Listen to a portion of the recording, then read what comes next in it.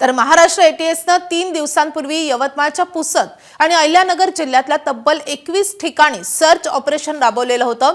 एटीएसच्या सूत्रांच्या माहितीनुसार या सर्च ऑपरेशन दरम्यान पुसदमध्ये राहणाऱ्या काही मुस्लिम युवकांना कट्टरवादाकडे वळवल्याची माहिती समोर आली आहे। फुटबॉल खेळणाऱ्या किंवा फुटबॉल प्रेमी मुलांना टार्गेट केलं जात होतं असंही तपासात उघड झालंय।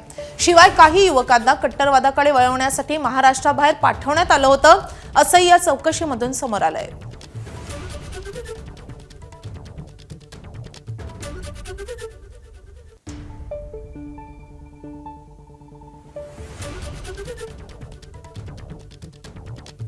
तर काही उच्च शिक्षित तरुण तर काही फुटबॉल क्लब मधले तरुण यांना टार्गेट करण्यात येत होतं। या सगळ्या तरुणांना कट्टरवादाकडे वळवण्यात येत होतं, त्या दृष्टीने त्यांचं ब्रेन वॉशिंग सुरू होतं आणि अगदी अहिल्यानगरमध्ये ते अगदी विदर्भातल्या पुसदमध्ये, यवतमाळ जिल्ह्यामधल्या पुसदमध्ये हे सगळे तरुण लक्ष केले जात होते आणि या ठिकाणी मोठ्या प्रमाणावर एटीएसनं छापे घातलेले आहेत आणि यामध्ये 21 ठिकाणी छापे घालून हा धक्कादायक प्रकार समोर आलेला आहे।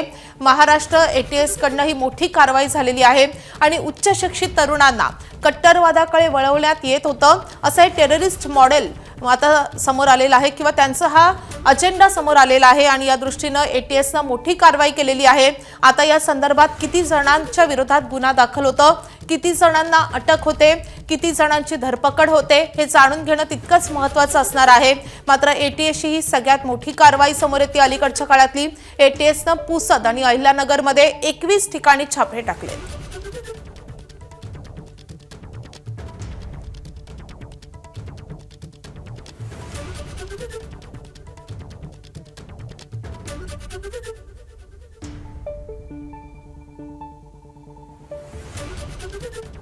तर दहशतवाद्यांकडून फुटबॉल प्रेमींना, फुटबॉलपटूंना टार्गेट केलं जात होतं आणि त्यासोबतच विशिष्ट धर्मामधल्या उच्च शिक्षित तरुणांनाही टार्गेट केलं जात होतं, त्यांचं ब्रेन वॉशिंग सुरू होतं अशी ही धक्कादायक माहिती या तपासामधून समोर आलेली आहे।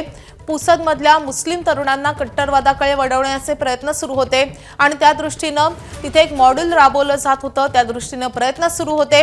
फुटबॉल प्रेमींना देखील लक्ष केलं जात होतं। फुटबॉल क्लबच्या नावाखाली चालणाऱ्या कट्टरतावादी नेटवर्कचा भांडाफोड, पर्दाफाशच एटीएसनं केलेला आहे। एबीपी माझा, उघडा डोळे बघा नीट।